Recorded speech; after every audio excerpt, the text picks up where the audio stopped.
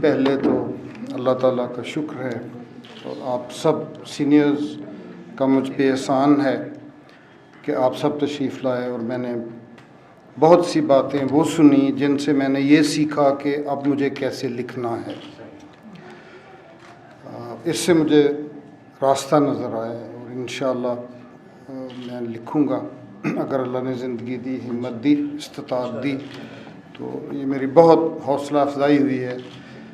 حمید شاہ صاحب نے جیسے فرمایا کہ یہ وہاں بھی مارگلہ میں بھی بات ہوئی تھی کہ نثر پہ توجہ دو، تو نظم مجھ سے لکھی جاتی ہے، خود ہی آ جاتی ہے پوئٹری، تو نثر میں بیٹھ کے لکھتا ہوں کبھی، اور میں نظم شاید چھوڑ چکا ہوتا اگر سید ابرار میرے بیچ میٹ ہیں اور علم عروض کے ماہر ہیں، پوئٹ ہیں، نون فارن سروس سے ہیں، ریٹائر ہوئے، ہمارے سفیر تھے افغانستان میں، تو میں عروض کے ڈر سے بھاگنے لگا تھا۔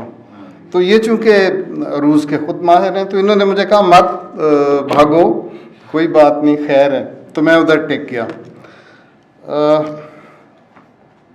ابھی ہمارے سیکریٹری اسلام آباد کے حلقہ کے انہوں نے کہا کہ سرکتے راستے اگر ادھر پیش ہوتا ہے اس حلقہ میں تو اس کے بخیے ادھیڑتے، تو ان کے علم کے لیے میں عرض کر دوں کہ یہ سرکتے راستے لاہور کے حلقہ میں میں نے پڑھا تھا، اور وہ آپ سے کم ظالم نہیں ہے، اسلام آباد سے زیادہ ظالم ہے۔ اور جی سر، اور وہاں گیدرنگ ذرا زیادہ ہو جاتی ہے سر، لوگ زیادہ آ جاتے ہیں۔ ادھر بھی میں آیا ہوں تو بڑی رونق ہوتی ہے، بڑے اچھے لوگ اکٹھے ہوتے ہیں، ادھر تھوڑی سی زیادہ لوگ آ جاتے ہیں۔ میں ڈاکٹر بننے لگا تھا، شروع سے اچھا پڑھتا تھا، تو میرے والد کا خیال تھا مجھے ڈاکٹر بننا چاہیے۔ مارکس واکس لینا سر میرے لیے کوئی مسئلہ نہیں تھا، اچھے نمبر آتے تھے۔ تو ابھی آصف ضیائی رامپوری صاحب کا ذکر ہوا، میں مرے کالج میں پڑھتا تھا، میں نے انہیں دیکھ کے، پڑھتے بھی تھے ان سے لیکن پڑھنے سے زیادہ میں کہہ رہا ہوں میں نے انہیں دیکھ کے تو میں نے انکار کر دیا کہ میں ڈاکٹر نہیں بنوں گا، میں ادب پڑھوں گا۔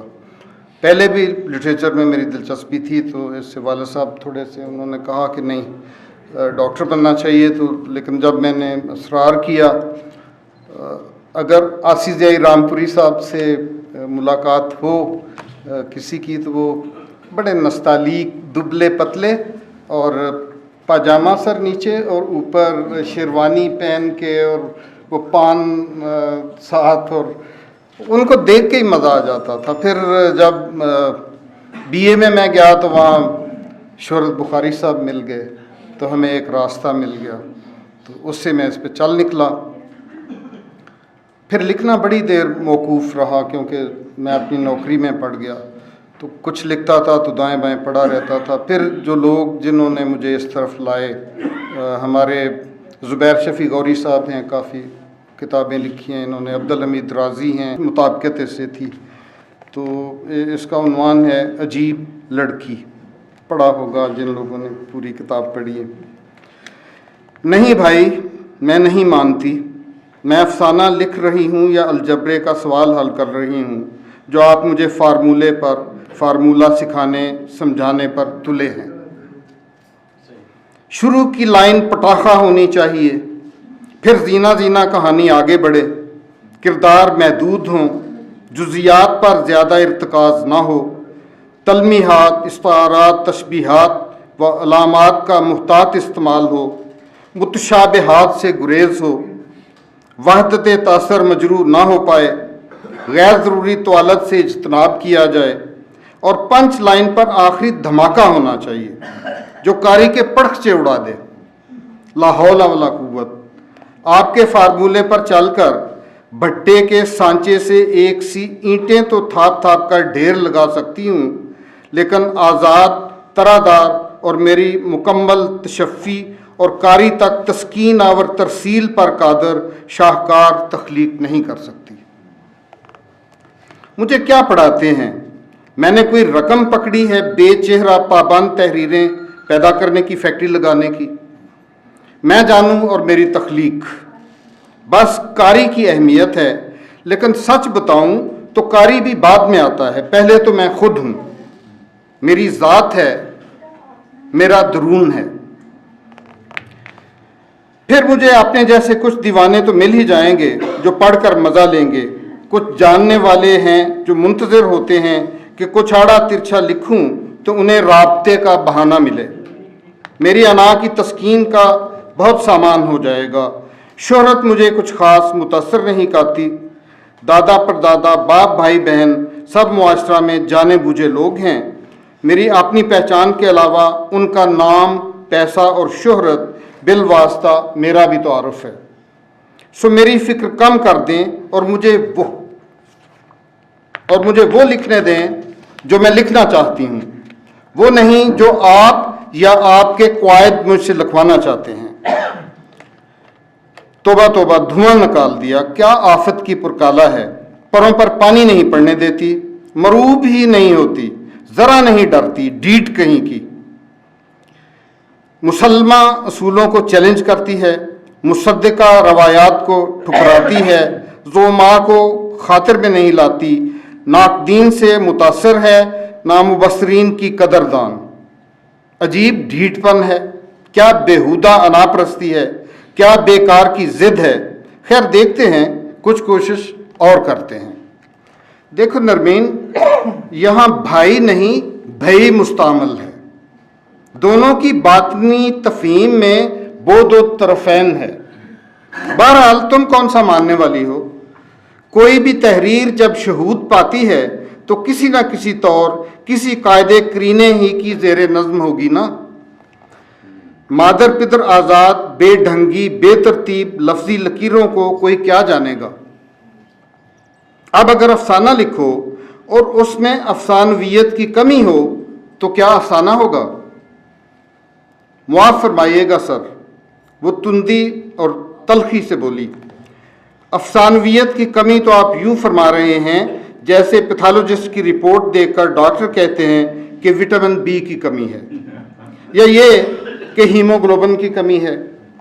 جانے دیں سر، دل کی بات کی، دل سے بات کی، اگلے کے دل کو لگی، سیدھی ٹھا کر کے سحر چھا گیا، روح تک سرشار ہو گئی۔ اور کسے کہتے ہیں ترسیل اور تفہیم آپ نقاد لوگ؟ کیوں گن گن کر حرف لفظ اور سطریں لکھیں؟ تسلیم کہ زبان کی اغلاط نہیں ہونی چاہیے تو بس ٹھیک ہے نا۔ ایک دن ایک بہت مستند اور نابغہ روزگار شاعر فرمانے لگے کہ علامت کے بغیر شاعری بے معنی ہے، ورنہ تو بندہ سیدھے سدار کہہ دے مجھے تم سے محبت ہے۔ میرا جی چاہا کہ عرض کروں کہ میرے نزدیک تو یہ بہت اعلیٰ شاعری ہے، مجھے تم سے محبت ہے۔ میں تو اس مصرے یا جملے کو جتنا پڑھتی جاتی ہوں میرے اندر گھستا جاتا ہے، میری روح تک کو مس کرتا ہے۔ تو پھر اس سے بڑا شعر کیا ہوگا؟ نثری نظم یا نظم کہہ لیں، نثر پارا کہہ لیں، عروضی مصرع کہہ لیں، میرا تو کام بن گیا نا۔ بس میں خوش، میرا قاری خوش، اللہ اللہ خیر صلی اللہ۔ میں نے گلقند ڈالنی ہے قواد کی؟ اب ایسا بھی نہیں، ایسا ادب کسی شمار کتار میں نہیں آئے گا، ادب ہی نہیں ہوگا سرے سے۔ جو لکھنا ہے لکھو، جس نے پڑھنا ہے پڑھے، اصناف سخن میں نہیں آئے گا کسی طور، بس یاوا گوئی ہوگی۔ میں نے ایک اور پانسا پھینکا، نہ کریں سر جی، وہ بھول گئے آپ جو کسی نے کہا تھا کہ کینوس، تختہ سیاہ یا کاغذ پر کسی ناسمجھ کی لگائی ایک لکیر بھی بامانی اور کارآمد تخلیق ہے۔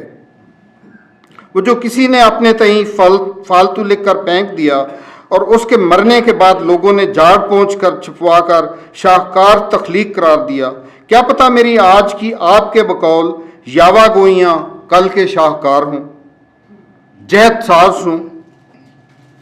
میرا اٹکل پچو لکھا سٹریم آف کانشیسنس کی اگلی قسم نکلے، یا کسی انجانی نئی صنف کی بنیاد ہو، نقطۂ آغاز ہو، گھسے پٹے لگے بندے معیار اور قواعد عام اور معمولی اذہان کے لیے حدود متعین کرتے ہوں گے، غیر معمولی اور حدود شکن اذہان کو ان معمولی بندوبستی قواعد کو قطعی خاطر میں نہیں لانا چاہیے۔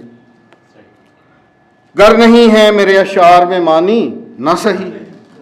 ارے بھائی یہ مرزا غالب نے کہا تو تھا لیکن خود بھی اس سے منکر اور تائب ہو گئے تھے.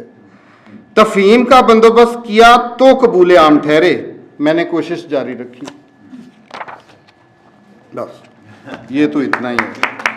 تو بہت لمبا سیشن ہو چکا ہے, سب تھک بھی گئے ہیں.